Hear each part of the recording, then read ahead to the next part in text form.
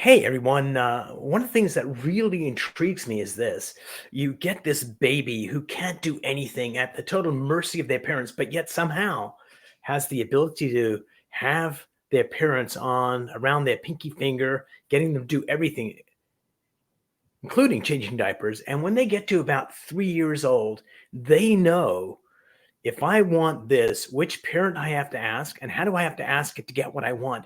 Those little monsters are such great salespeople.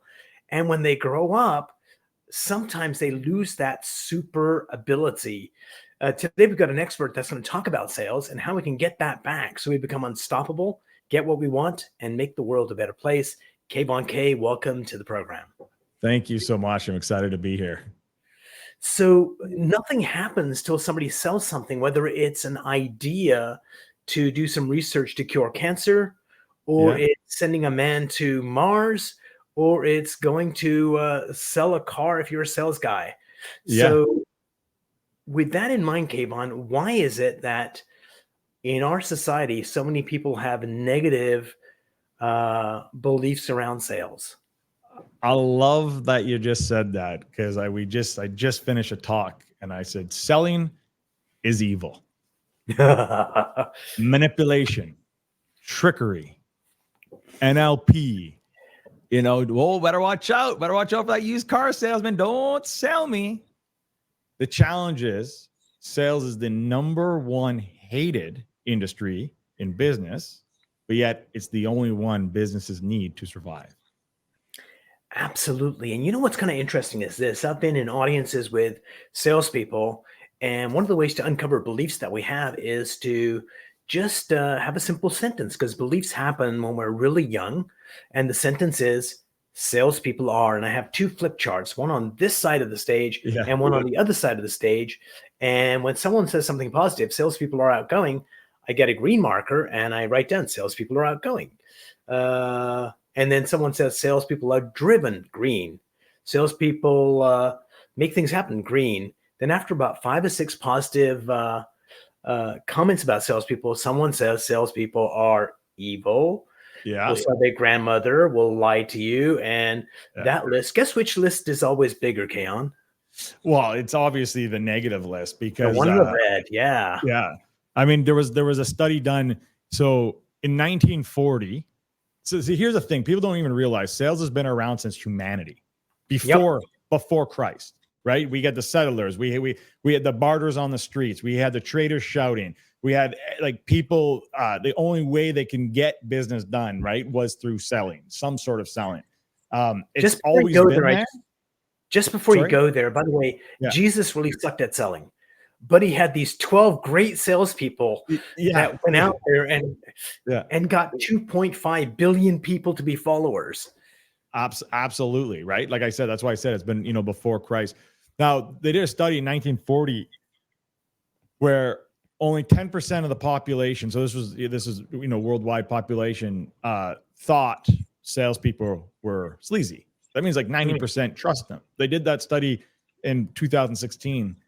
83% of the population do not trust salespeople. That's a huge, significant difference. And the challenge is, well, why? Right? What's happened? Right? And what's happened is, just like in every industry, there are bad people that learn great things and do bad. Right.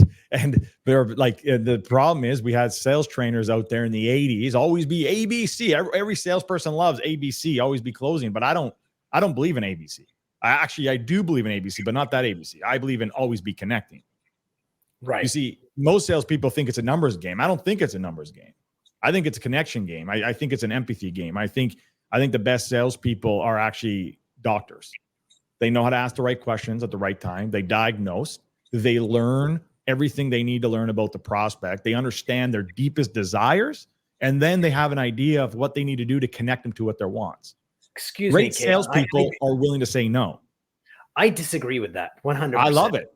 So I'll tell you why I disagree with it. Kayon, if I had your balls in my hand, and each time you didn't want to agree with me, I squeezed them, you would agree with me. And I think for doctors, it's like, doctor, I've got this rash and I could be dying. Like the frame that they're in is different, but I agree.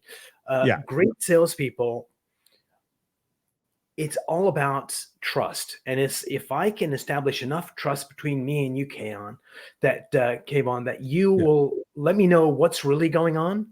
Yeah. And then I can figure out whether I can help you or not. Is that what seems to be missing between a lot of salespeople that just use techniques and don't care about the person, like the connection you spoke about?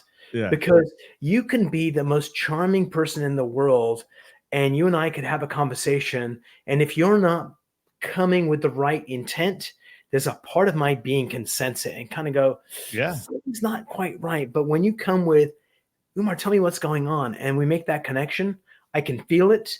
And then we find out whether you can help me or not. But I trust you either way. Well, I mean, there's no sales without trust, right? People need to know, like, and trust you. Yes. They need to know, they need to like, and they need to trust you. Your job as a sales professional is to make them feel seen, heard, and right. And the only way you can do that is through connection, is by asking the right questions, is not putting, salespeople put themselves first, and that's why a lot of them end up on the bottom. True professionals put the prospect first, and that's why they end up on top. Right. Absolutely. So let's talk about that like thing. I had a guest on the show. He's written a book about how introverts are really great salespeople. Like they have this sense that you need to be an extrovert. And no, some of the greatest salespeople are introverted. Yeah. And I remember when I first thought about sales, I used to run a video store where we rented videotapes for you to rent for $6 a night. And then you had to pay a membership, $100 membership to join my video club, to have the privilege to pay me $6. And this guy from Hitachi would come in. He was the sales manager. And it turns out that he was their number one salesperson for Hitachi, selling TVs and VCRs. And he also worked part-time at an appliance store selling stoves and stuff. But he was the number one salesperson there. And he was introverted and just very consultative. And you trusted him. And this is the first time I went, wait a minute. I thought salespeople were like, hey, how are you? My name is Umar. I'm going to know that was not the case. That the reality was it's all about connection. Well, that too. And you actually want to pattern, if you want to be great in this, in the world that we live in, where again, 83% of the people don't even trust sales. Heck, salespeople don't even trust salespeople. That's the world we're living in right now. Daniel Pink, I'm not sure if you know Daniel Pink, is selling as human. He did a study, and in his study, he said 9 out of 10 people don't trust salespeople. That's, to me, is insane, right? And I just lost my thought, unfortunately, because I was going somewhere with it. But we were talking about. Let me add on to it as you try and recoup. So what's really interesting is 9 out of 10 people may not trust salespeople, but they all buy stuff. And nobody likes to be sold, but they love to buy, right? Nobody likes to be sold, but they love to buy. So I always say, help them buy. Keep going. Sorry, keep going. So sales is a critical element in what we do. And here's an old joke, but a goodie. Are you ready? How do you make a salesperson cry? Give him a telephone. There we go. Yeah. So let's talk about that. So one of the things I wanted to talk about, the reason I was so excited to have you on the show was the one call close. And before we go there, I want to just do a quick shout out to one of our sponsors. Say hello to the Instant Review Kiosk. The Instant Review Kiosk captures video testimonials, then automatically converts them into Google written reviews. This is huge for 3 reasons. Number 1, you get more reviews. Number 2, video reviews are just as powerful as a personal recommendation. And most important, we make it super easy for your customers to leave you a review at the height of the experience. Increase your sales by getting a kiosk today.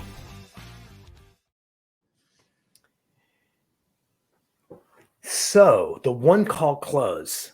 Yeah. So I got it's interesting because as I was going, I got my thought back, and it's actually important because it's, part of it, actually the part of the one call close. So you were talking about, hey, you thought sales was all like, hey, how are you? This big, loud, vibrant thing. And I actually tell people in this world, again, where 9 out of 10 people don't trust, you need to have a pattern interrupt. It's actually a pattern interrupt. So part of the one call close, I don't like using NLP. I'm actually don't. So I NLP don't is a great associate. communication platform. Like there's Yeah, nothing wrong with it. It's just like a knife is a weapon in the hands of a yeah, mugger. And yeah. so anyway, please go on. I use NLP techniques as I've learned or naturally gone that way, but I don't come out and say, oh, this is an NLP tactic. But pattern interrupt is part of an NLP Right. And so training. just so we kind of put a foundation down, because Yeah. So the reason I love NLP is when you use NLP or any other communication tool, if the intent is to honor the person that you're speaking to help them communicate, to help them understand, if that is your intent, hallelujah. If the intent is to manipulate, then not so good. Exactly. Right. I agree 100% on that. So the pattern interrupt, right? I always tell, especially even at the beginning of the one call closes, if I get on the phone with somebody at the beginning, what does a salesperson say? Hey, how are you? How's the day? What's going on? Blah, blah, blah. We got 2 for 1 over here, right? Exaggeration. But I actually I teach the opposite. It's actually, again, I know you didn't like the doctor, the analogy. I use the doctor analogy as the doctor frame, because when a doctor walks into a room, what do? They're not asking about your day. They're not there. What are they doing? They're asking questions about your health, and and they don't leave until they have enough information for them to make a diagnostic. Now, I'm not talking about what happens when they leave the room and how they come back with that. I'm just talking about the energy of doc. What do we do in the society? A lot of people, they respect doctors. They value doctors, right? And that's why I tell people, think about it as a doctor. When you get on the call, you're not excited. You're not mean. You're just. If you're calling me. If I'm calling you, so what does that sound like? So you go ring, ring. I say hello. What happens next? What do you do next? Well, I mean, we're talking outbound now, so I'm inbound. But if we're talking outbound, right? Hey, is this John? It is. Hey, John.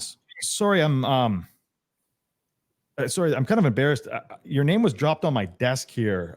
Were you at some point looking to build an Amazon store, whatever it might be? Were you looking to get your, is that correct? Right? Pattern interrupt. Because most salespeople would go, hey, how's it going, John? It's Kayvon here from XYZ company. I'm not sure if you heard of us. You haven't? Oh, we're the number 1 in the industry. We're doing this. We're doing this. We're doing this. How's your day going? So the pattern interrupt there. I tell people what the one call close is all set up with marketing. So it's inbound, right? So people are booking a call. Much better. They're interested. They're putting their hand up. Yeah. So I tell people, like, if you want to learn about dialing for dollars and stuff like that, that's not what we do here. That's not it's very important. I want to be very clear when someone says that, like, I believe in dialing for dollars and I believe it's very important to do that. However, with the world that we live in, if you can get the marketing done right, you don't have to work that hard, because unfortunately, as much as I said earlier, sales is a numbers game. Well, unfortunately, dialing really is. You can try to build as many relationships as you want, but the fact to try to get a hold of people, to get them on the phone and stuff, that's a lot of work. So I always say this, is there's a difference between an MQL, like an MQL lead, and an SQL lead, right? A marketing qualified lead versus a sales qualified lead. And I tell, if you said you do a lot of sales managers, so I say this, and this is actually very important. I'll say this because I just had this happen 3 weeks ago. I was at a marketing conference. So you're going to love this, because this wasn't at a sales conference. This was at a marketing conference. So like a world-class marketer went on stage and said this. And I was like, oh, if your salespeople need to do marketing on the phone, marketing didn't do their job. And what does that mean, though, right? Like, me and you get that, but what does that mean? Well, if I have to sell features and benefits on the phone because the prospect doesn't actually understand what we do, who we are, what it is, they shouldn't be on the phone with me unless, again, keep in mind, unless it's a cold calling and you're trying to reach out to people. Me, I think there's a smarter way. I think with Facebook and obviously targeting and funnels, you can filter out a lot of people so that ones that are booking are actually qualified people. They're a little bit above what we call the waterline. So they're looking for it right now, or they're looking for it in 30 days, and they have a need. They know they have a need. They have a problem. They have a need. They want a solution, right? And we just happen to be the solution. So when they book a call with me, again, it's the same thing. It's not, hey, John, hey, how's it going? Kayvon here from Sales Connect. Is this John? Yeah, John, I'm just following up on our appointment we had booked today. Is that correct? Notice my energy. Notice my tonality. It's not up. It's not down. It's just, I call it, it's just absolute. It's what it is. Right. Yeah, it is. Okay, great. I got to get authority. Okay, well, first off, John, I just want to let you know here's what's going to happen. I'm going to probably ask you a few questions.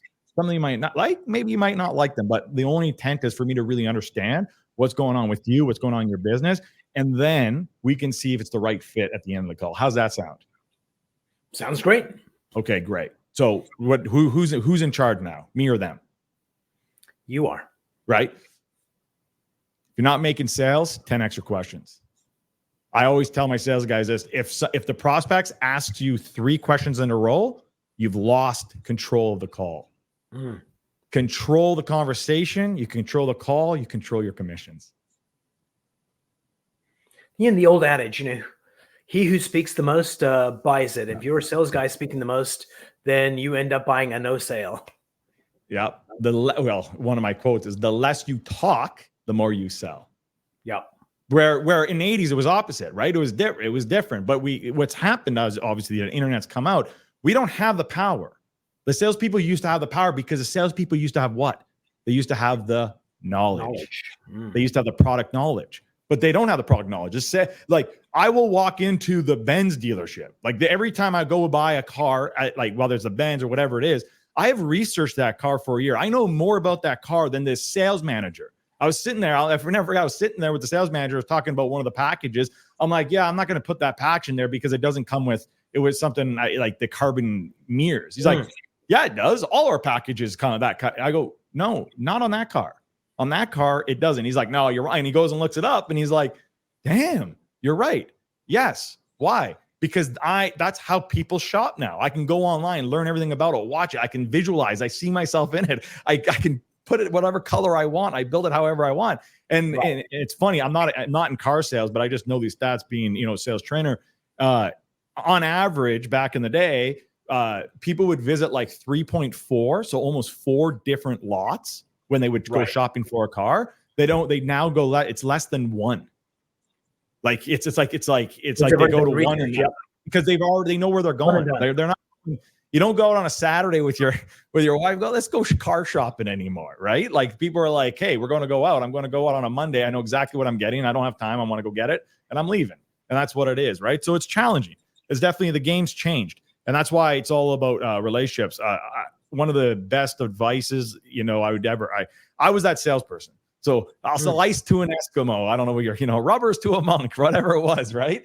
And loud, and I was and that worked. And that worked, and that allowed me to be good at sales. Right. But I was never great at sales. And when I learned the biggest lesson, which is people do business with people they like. Absolutely.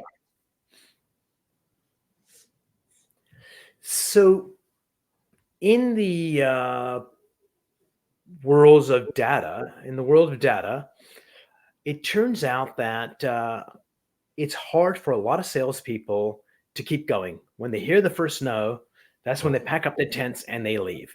So let's talk about that. Like, how do we get people to basically realize that a no is really somebody trying to find out more about what you're doing in order to get them to keep going and not run away? Yeah. So any thoughts on that? A, why is that happening? And B, what's a strategy to stop that happening?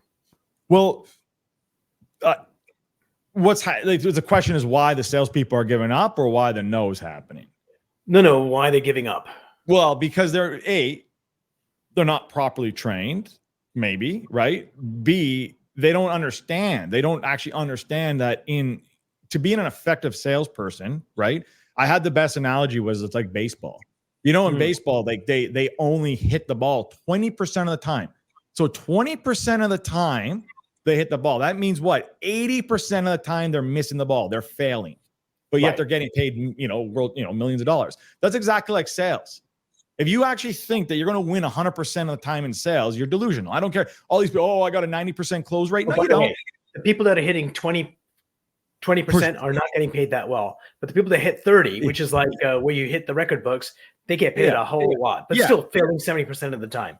But I'm just saying you're failing 70%. You're failing 70% of the time. So you have to understand that. Like you got to wrap your mind around the fact that you're going to hear way more no's than you hear yeses. And if you're if you don't mentally prepared for that, you don't mentally understand that that's the game you're going into, then it's the wrong game you're playing.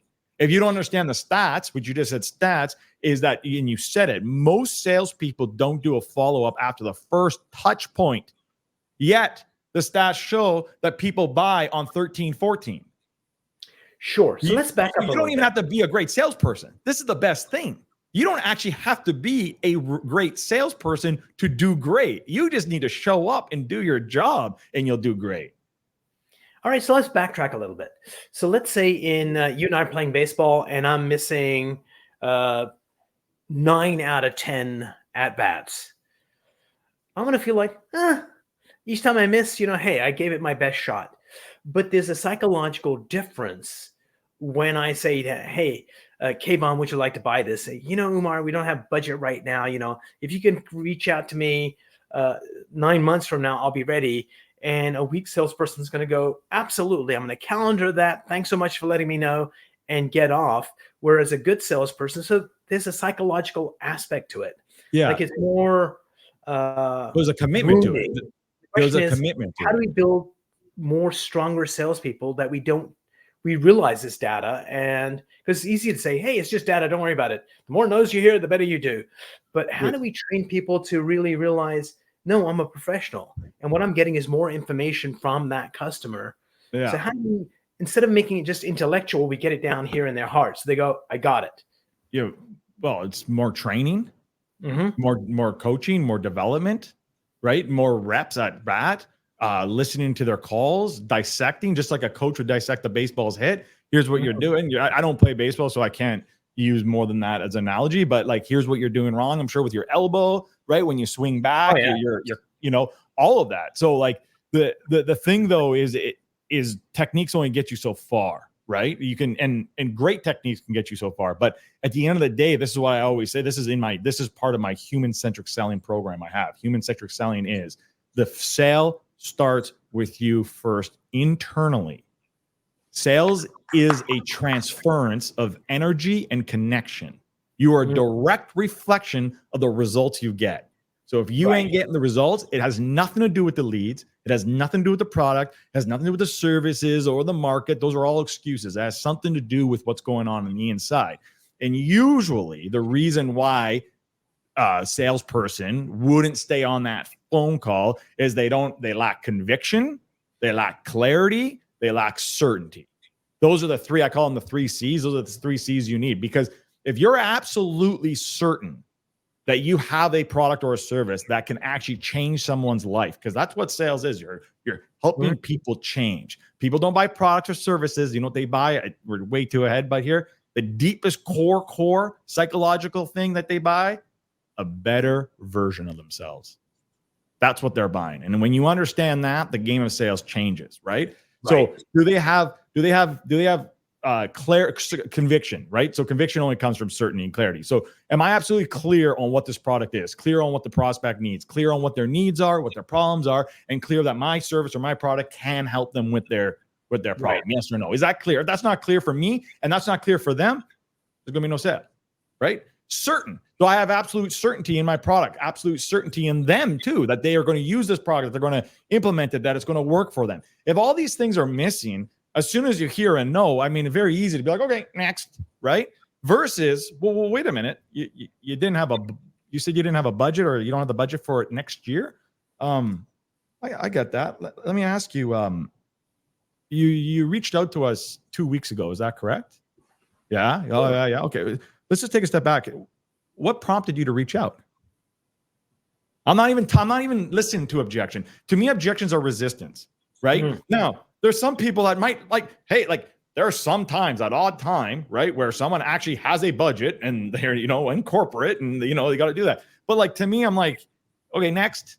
The problem is, this is another problem we have, is most salespeople are so damn attached to the sale that they lose it. The question is, well, why? Is because they don't have enough people in their pipeline. Because if you're attached to one sale, you're always going to come out no matter what. Your energy will be desperate. Your energy is what we call as commission breath. And you will not have the clarity in your mind to be able to see the puzzles, sales is like a chess game, right? Or check, however you want it. It's a game. it's a game of wits, right? And it's understanding how to connect with these people at a certain level that allows them to eliminate the objections and the resistance and to really see what's going on. Because really, most people are not buying because they either A, they really can't afford it, like truly can't afford it, which, okay, I get that, or they don't justify the value. But here's the funny thing. When someone justifies value enough, they'll figure a way to buy it. And to add number 3, there's either no trust, no value, or no money, baby. Yeah. But going back to what you were saying in terms of that conversation that we're having with customers, I think a lot of people, like you've got friends where you can clearly see what's going on with your friend, whether it's with their girlfriend or whatever problem they have. You as a friend can clearly see it. They have a blind spot. Yeah. And customers are the same way. It's our job as salespeople to help them see the situation clearly. Because sometimes it's like, oh, this is going on, that's going on, that's going on. None of them seem that bad, but together it's like a freaking nightmare. So A, getting them to see the situation clearly. And 2, if we can get them to get an insight into the situation, then the sale is 90% there. And I think that's what we need to do, is to really, as salespeople, make that connection, build that trust, help them get clarity on their own situation for the customer, give them an insight, and then offer them a solution. Well, sounds like you said this is a horrible, hairy thing. It's like, holy shit, yeah, it is. Well, this is a way for you to solve it. What would you like to do? And most people go, how do we move forward? So yeah, I would say this, though. The question bears, though, is how do you get them? How do you get them to see that, right? That's the question we should be asking, because to give some value here is, well, how do you get them, how do you get someone to make themselves see clear with that, right? So in one word. Questions. Yeah. I mean, so here's an interesting kind of thing. By the way, do you have any kids, Kayvon? I got 2. 2. Who's the youngest? I got a 4-month-old and I got a 3-year-old. So I'm what they say in it right now. Okay. And the 4-month-old, the name? Levi. Levi. Do you remember the last time Levi smiled at you? Yeah. Like this morning. Right. Yeah. So that question I asked, I just freaking changed your brain chemistry. That's the power we have with questions, is that it can change your freaking anybody's brain chemistry. Yeah. And we take it for granted. Oh, yeah, asking questions. Yeah, I know about questions. It's like, no, it's with questions, you get somebody to fire off pictures, emotions. Yeah. And so that's something to be used with care and strategy. Because it's such a gift that we have to get people to get those insights by asking those questions. So it's about asking the right questions. And you said it, I love this, is that with intent. You said intentionality. It's asking the right questions with intent, right? At the right time, for the right reasons. That's key here. What does right reasons mean? I hate when people just do these quotes, but they don't actually follow up. Right reasons is not reasons that you want, reasons they need. Very different. I'm not asking a question because I want to get you to the sale. I'm asking a question because I want to understand discovery. I need to understand the situation. I'm not just asking questions for the sake of asking questions, right? So it's asking the right questions at the right time with finesse. Now I'll say this is very important. When you say something, it means something. When they say something, it means everything. And the only way you can get them to actually say the thing that you want to say to them is by asking the right questions and leading them there. Absolutely. So there's another thing I'll tell you. I'll give you another tool, especially in the one call close and the one. There's 3 levels of pain. So psychology. There's the basic psychology. There's 3 levels of pain. First level pain. Not the groin. Not the groin. Sorry, go ahead. What are the 3 levels of pain? 3 levels of pain, right? The first level is what we call surface level pain. Oh, my leads aren't there. My marketing, this, that, whatever it might be. Most salespeople stay on that level. Because they don't have the internal connection with themselves. They don't even have the confidence to start stepping down, right? Stepping down to second level pain is what we would call business or financial pain. So as a result of this is happening, what's happening financially? Where real sales, real connection happens is when you step down to level 3, which is not easy for a lot of sales because they haven't gone through the journey themselves. They're still Right. living a world of fake themselves that they've never actually looked in the mirror and looked in their own souls and see what they're about. But the third one is personal pain. And when you get to personal pain, that is where you'll get your sales. Absolutely, because it's an energy when you get people to realize their pain. And oftentimes, one of the things we do is that, I might be getting a divorce. So I put that aside and I kind of focus on TV, on doing those surface level things to distract myself. And customers are the same way. Is that like, oh yeah, we didn't quite get that sale. And so, we're going to do better next time. I've had a talk with the salespeople, and then we don't think about the CEO is thinking, Kayvon, do you know, should you have a job? It's too scary to think about. And when we have the ability to have that conversation with our prospects and get that trust, and we can ask those questions, one of the things I do is dig down to each of those areas. So by not getting enough sales, what's happening? Oh, our pipeline's really weak. How much is that costing you? Yeah. Get a financial number. And then what's the emotional impact of this? And at the end, when we summarize, it's like, oh, so just to recap, you told me that you've got this problem with this financial impact and this, you're up at night trying worrying about what the hell is going on. You got this thing, it's costing you this much, and the CEO is doubting your abilities. And then, so it sounds like this is a pretty serious problem. And if you add up the math, it sounds like a $5 million problem. Yeah. Let me tell you how we can make that go away. And then ask them, what would you like to do? And oftentimes, you just said it. I never ask for the sale in high ticket sale. I never say, let's do it. I ask what you just said. My biggest one is, where should we go from here? Or love that. Or what should happen next? And they tell me, because if I have to ask for the sale, that means I had to sell them. I don't want to sell them. I want to enroll them.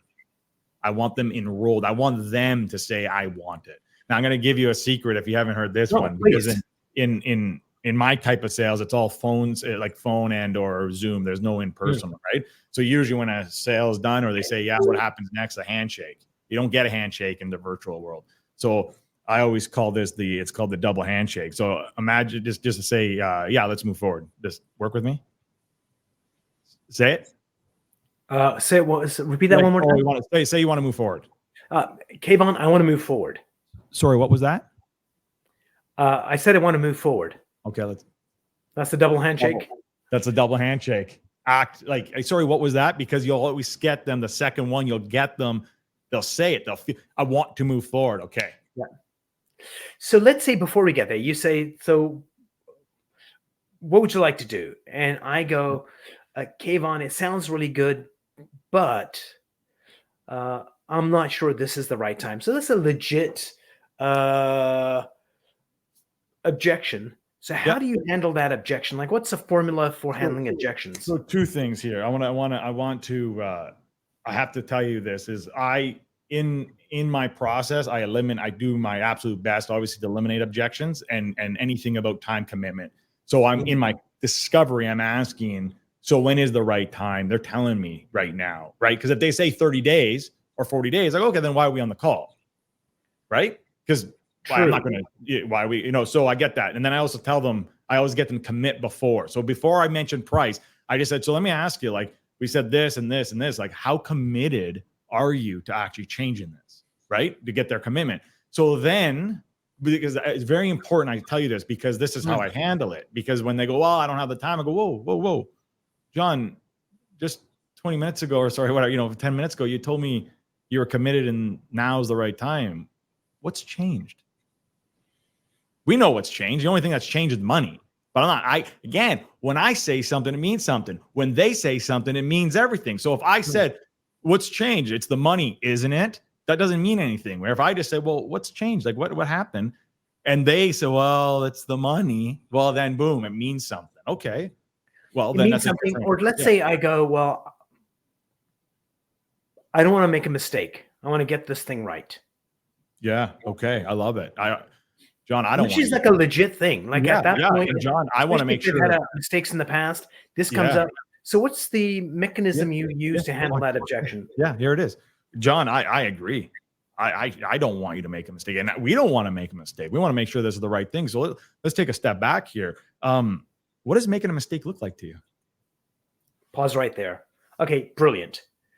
So that's exactly the way to do it, is to really get them to articulate what that feels like. What's a mistake? See, the problem is, right, like this is a thing in sales. When I say that isn't it is a technique, but I don't do it as a technique. I do it from a different place of energy of, I don't know what a mistake is, and who am I to assume what a mistake is? I know what a mistake is in my brain, but I don't know what a mistake is in your brain. So how dare me to come up with an assumption? So I come from that place. And when I come from that place and I say that, it doesn't come off like sleazy, or doesn't come off like, oh, you're just trying to close me. It comes off sincere because I actually care. So I really want to know, like, what does a mistake look like to you? So pause right there for a second. So that does all the things that you said. The other thing it does is it gives me clarity on what the frick I'm talking about. Yeah. As well. And that's one of the jobs of a salesperson, is to help me get clarity on my thoughts, which is like just really brilliant, because A, your intent is to find out, and B, then I have to kind of go, well, a year ago we signed up for this program and they said this and it didn't actually work out. And then you can go in and dig into that. I love that one. Yeah. And I think that's our job as salespeople, is not to force anybody to do anything, but help them get clarity of thinking and help them solve a problem that they've got. That's why I said, don't get sold, enroll, like, right? Don't sell them, enroll them. I love that one, by the way. I love that one. Like, oh, I tried this program and it failed me. Again, get curious. Oh, sorry, if you don't mind me asking, what program was that? Oh, it was Tony. Tony, you did Tony's program last. That's amazing. Wow, he's fantastic. But so let me just ask you, when you were going through that program, were other people having success? Well, yeah. So did the program fail you, or did you fail the program? Totally different. True. And if you've got enough trust in that conversation, you're going to get the right answer. Yeah. And if you don't have enough trust, you're going to get a different one. So yeah, absolutely. So Kayvon, you've probably done more than one podcast in your time on planet Earth. What's a question that you've always wanted to be asked that no one's asked you yet? Well, that's a loaded question out of the gate. Out of the gate? This is the end of our freaking podcast. Well, yeah, no, I mean, I didn't, a question that's never been asked. How about, no one ever asked me why selling? Yeah. So Kayvon, why focus on selling? Like, there's so many sales. If I do a search right now on Google, I bet you there's going to be probably 4 million hits. If I go sales training, minimum 4 million hits. So there's a ton of people doing it. Why step into this arena? For the love of the game. I have absolute love of the game. I have watched too many sales trainers selling old techniques, stuff that may have worked in the 80s will not work today. And I truly believe in my heart and in my passion and my right here in this world is to show people the true art of selling and connecting and being able to take this profession and be proud of it. To be able to walk into any room and people ask you, what do you do? And you say, I'm a sales professional. And you say that with honor. You say that with passion. The problem I see a lot of salespeople do is I call it the cape. They put their cape on Monday morning, they take their cape off on Friday, and they wonder why they're not making sales. Because I believe when you make that decision to become a sales professional, the cape never comes off. It becomes your identity. It becomes who you are. Actually, when you answered that question, your whole demeanor changed. Like, this is heartfelt. This is who you are as a human being. There's no choice for me. Like, I don't wake up and this is what I'm supposed to do. So, all right, Kayvon, what's the question you need to ask me before we part company, if there is one? out of all, you do a lot of podcasts, right? And I'm sure you train and you speak with a lot of great people that come through here. I would love to know what's the number one thing that sticks out the most that someone said, like the one thing that you'll never forget. The one thing that I will never forget. The one teaching, the one, key insight. Yeah, I think you kind of touched on it today. In this world, sales or not, it's not about you. Yeah. At the end of the day, the quality of your life is the quality of your relationships, not only with your wife, your kids, but your customers. And when you step on a city bus and there's another human being sitting near you, the relationship you have with them. Because some people are just shut off in their own world, and other people acknowledge other human beings and just say a heartfelt hello goes a long freaking way, my friend. Yeah. So to sum it up, is realizing sales is not about being selfish. It's about selflessness. It's not about, I always say, it's not about the commission. It's all about the mission. Absolutely. Kayvon, thanks so much for being on the show. Any last words or comments before we part company? Yeah, if anyone likes this and wants to learn more, they can come find me at very simple, Kayvon.com. That's Kayvon.com. Superb. I'm going to end this stream and let's chat for a few minutes. Yeah. Everyone, if you like this podcast, go check out Kayvon's stuff. He's a genius at what he does. And subscribe to the podcast, share it widely. And if you've got an idea for a really great guest, let us know.